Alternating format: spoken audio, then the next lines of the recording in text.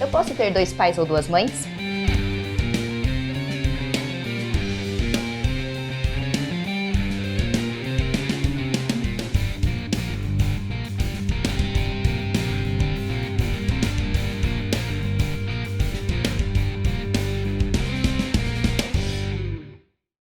O tema hoje do canal é falar um pouquinho a respeito da multiparentalidade. Quando o indivíduo ele tem uma mãe e dois pais no seu registro, ou duas mães e um pai no seu registro.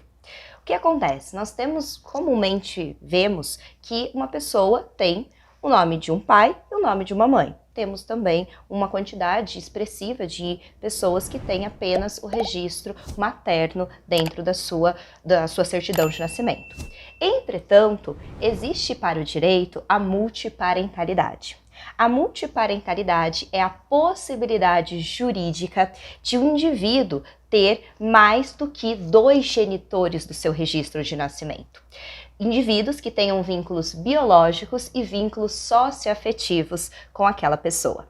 Nós falamos em multimaternidade, quando a pessoa tem duas mães e um pai no seu registro, ou em multipaternidade, quando ela tem dois pais e uma mãe no seu registro. Essa situação ela surge principalmente devido à configuração das novas entidades familiares e novas recomposições que se formam. Então vamos pensar assim na seguinte situação, que foi um caso que chegou até o judiciário em 2012. Uma mãe, ela falece no parto. E aí, no registro de nascimento da criança, consta o nome da mãe biológica e o nome do pai biológico. Um tempo depois, o pai casa novamente e aquela criança ela passa a ser criada pela madrasta. A madrasta ela assume essa posição de mãe, criando, cuidando da criança, tendo em vista a ausência da mãe biológica que já havia falecido. Só que o registro de nascimento dessa criança consta o nome da falecida mãe e o nome do pai biológico. E a madrasta ela deseja ser incluída dentro dessa certidão. Mas ela em nenhum momento ela quer que seja excluída a mãe biológica, que a mãe biológica não está participando do processo de criação devido ao falecimento. E não seria justo retirar esta mãe biológica da certidão. Então, qual é o pedido da madrasta? Que o nome dela venha a ser incluído no registro de certidão da criança, o nome dela no aspecto de filiação e o seu sobrenome. Nós tivemos, a partir de 2012, algumas raras decisões permitindo esta inclusão. E o Supremo, através da tese no recurso extraordinário 898.060, ele definiu o seguinte, que a paternidade socioafetiva, ela não impede o reconhecimento do vínculo da filiação concomitantemente com a origem biológica. O que o Supremo ele decide? O Supremo entendeu que é possível, num registro de nascimento, nós temos um vínculo biológico e um vínculo socioafetivo. Então, a partir dessa decisão, nós temos o reconhecimento da possibilidade de um registro de nascimento ter mais do que dois genitores registrados. E o interessante é, depois dessa decisão, nós tivemos a possibilidade de fazer essa adequação por meio dos próprios cartórios da forma extrajudicial. Já existem provimentos do CNJ tratando a respeito disso, do reconhecimento da filiação socioafetiva. O cuidado que tem que ter é, se por acaso nós estivermos falando de uma pessoa com mais de 18 anos que vai ter essa alteração, vai ela e o pai socioafetivo ou a mãe socioafetiva e realizam essa alteração.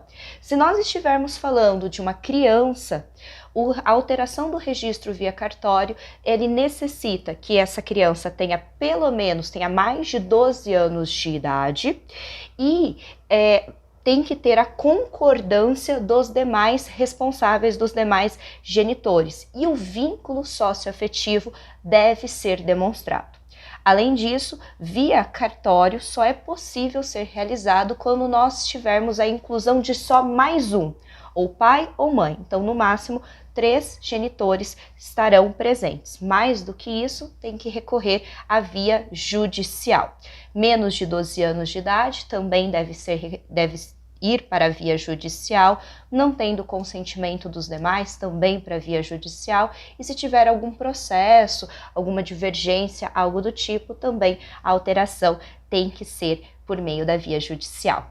E aí um ponto interessante que pode surgir a dúvida: se eu tenho então, por exemplo, no meu registro, passa a constar 2 pais e uma mãe, ou 2 mães e um pai, quais os efeitos jurídicos disso? Nós temos que recordar que a Constituição Federal, ela proíbe qualquer distinção entre os filhos, independentemente da origem. Então, ao formar esse novo vínculo de filiação, a criança passará a ter os mesmos direitos dos demais filhos daquele genitor.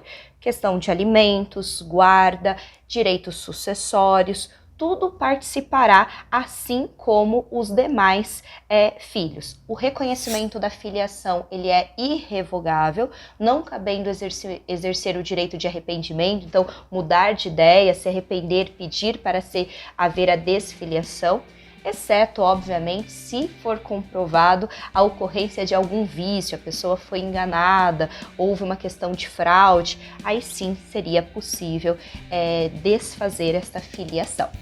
Espero que vocês tenham gostado do tema de hoje. Se vocês gostaram, curtam, comentem aqui no vídeo e assistam os próximos vídeos do canal.